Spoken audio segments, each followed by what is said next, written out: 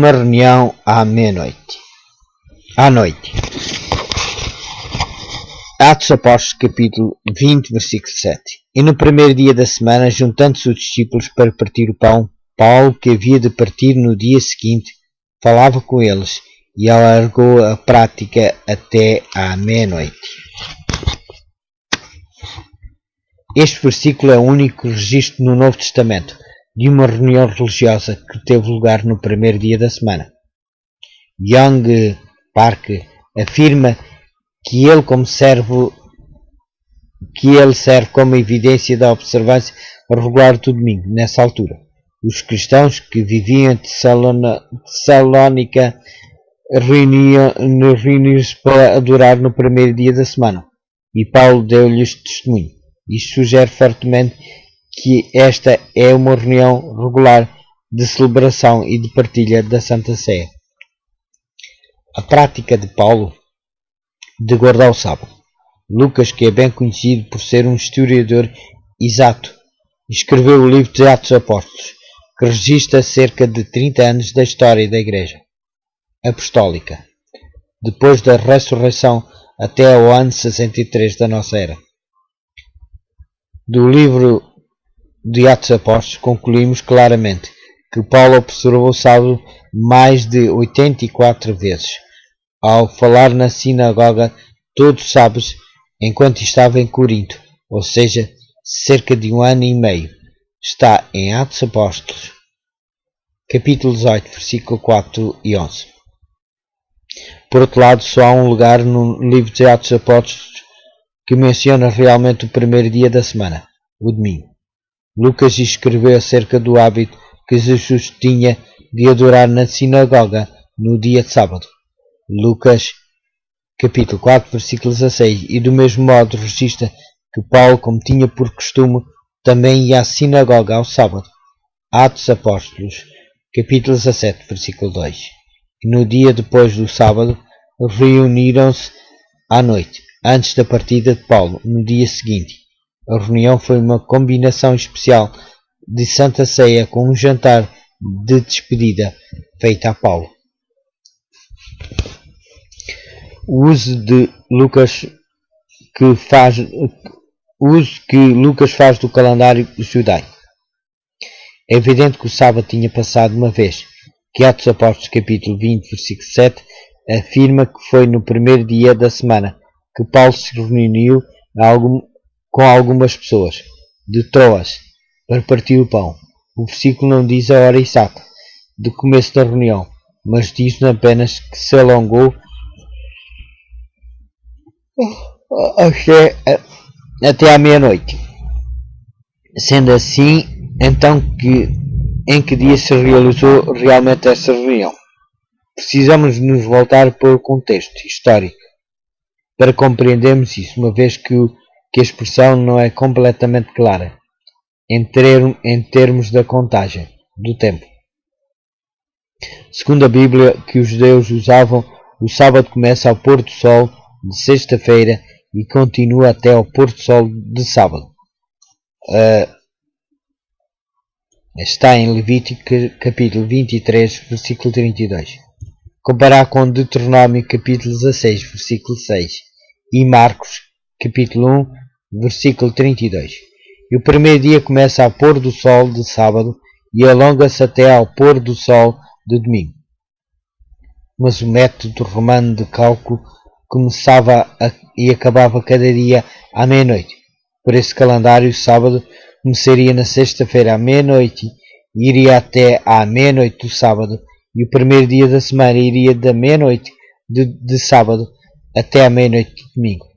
No entanto, Young Park afirma que a noite do dia depois do sábado se refere à noite de domingo, porque ele presume que Paulo usou o método romano para calcular o tempo.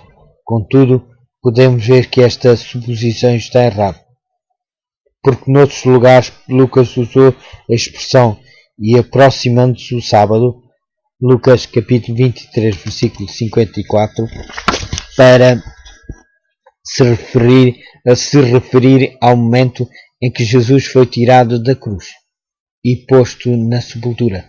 que teve lugar à tarde, antes do pôr do sol. Esta expressão demonstra que Lucas usou o método judaico de cálculo, apesar do facto de ser um gentio.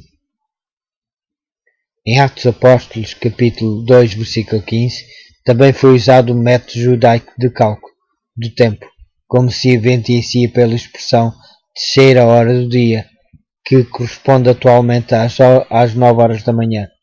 Portanto, não há qualquer prova que apoie a afirmação de que Lucas seguiu o modo romano de cálculo do tempo. Algumas versões da Bíblia traduzem Atos Apóstolos, capítulo 20, versículo 7, como sábado à noite, porque o contexto o exige. Mas ainda que essa reunião fosse feita no domingo à noite, isto continuaria a não provar que o domingo deve ser guardado como dia de adoração e culto. A prática diária do partir do pão. Também podemos confirmar no livro de Atos Apóstolos que a expressão partir o pão nem sempre se referia à ceia do Senhor, como parte de um serviço de culto semanal.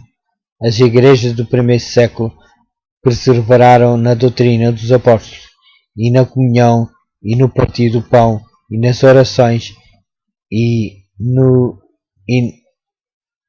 na comunhão, e no início perseveraram unânimes, partindo o pão em cada casa, comiam juntos com alegria e singeleza de coração. Atos Apóstolos, capítulo 2, versículo 42 e 46. Partir o pão era um ato que se fazia todos os dias e que não estavam estritamente relacionados com a adoração. Esse convívio envolvia a ceia do Senhor, juntamente com a festa do agape, amor, que era uma refeição tomada na companhia de amigos. 1 Coríntios, capítulo 11, versículo 20 e 22. Não encontramos um único lugar na Bíblia que diga que este tipo de reunião se realizou para celebrar a ressurreição de Cristo. Uma reunião à noite, a meio da viagem de Paulo. Nessa altura o apóstolo Paulo viajava com um horário apertado para chegar a Jerusalém antes do dia de Pentecostes. Por isso, depois dos dias dos pães asmos, navegamos de Filipos e em 5 dias fomos ter com eles a Troas, onde estivemos 7 dias. Atos Apóstolos, capítulo 20, versículos 6 e 7. Voltaram-se a reunir-se depois do sábado, por outras palavras, no sábado à noite, e partilharam a festa do agape e a ceia do Senhor, juntos, enquanto ouviam Paulo até à meia-noite. Mas a razão pela qual se tinham reunido e ficado até tão tarde foi que esta era uma reunião especial, porque Paulo esperava partir imediatamente na manhã seguinte, de madrugada. Atos Apóstolos, capítulo 20, versículos 7 e 8. No dia seguinte, Paulo caminhou 11 km até Assos, onde se encontrou com o seu grupo que ali o esperavam. Eles tinham ido à frente de barco e continuou a viagem, passando por Samos e por Trogilio, chegando finalmente a Mileto na quarta ou na quinta-feira.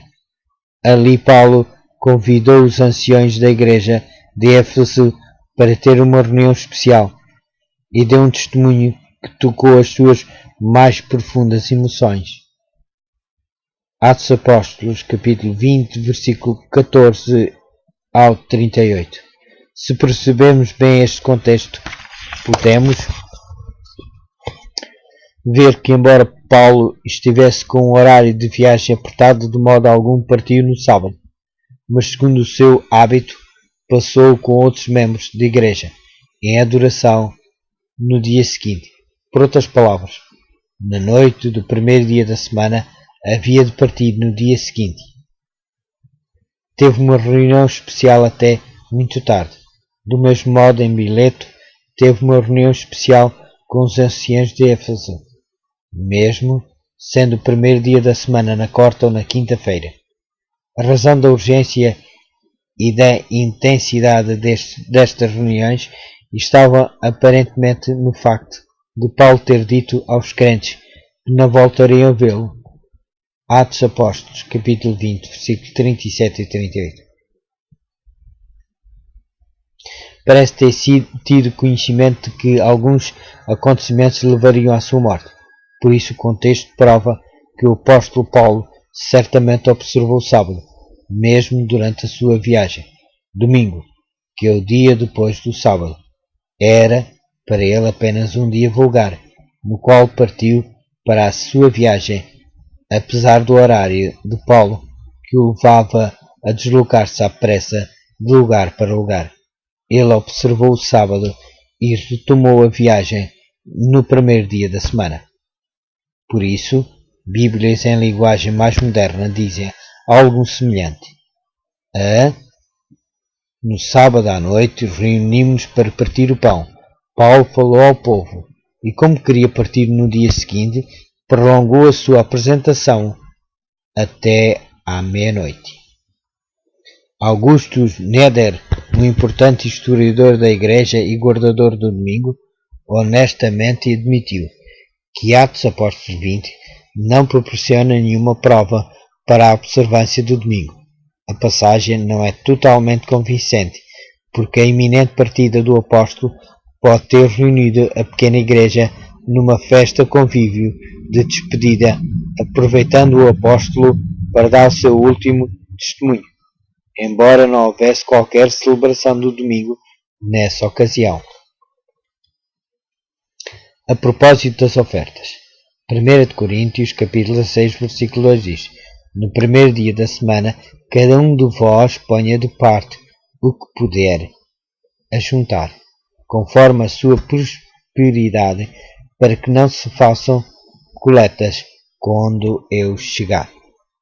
Este versículo bíblico é a única referência ao primeiro dia. Em todos os escritos de Paulo, há quem acredite que aqui Paulo realmente estava a apoiar o levantamento de ofertas na igreja no primeiro dia da semana. Usam este versículo para justificar a sua observância do domingo. Por exemplo, Young Park afirma que este versículo serve como prova de que eles observavam o domingo. Vamos analisar as Escrituras para vermos se a afirmação de Young Park é realmente verdadeira. O versículo apenas diz que se deviam pôr de parte ofertas no primeiro dia da semana. Não faz qualquer menção de que se as pessoas deviam levar as suas ofertas para a igreja no domingo. Este facto ainda se torna mais claro quando lemos o texto em várias versões diferentes.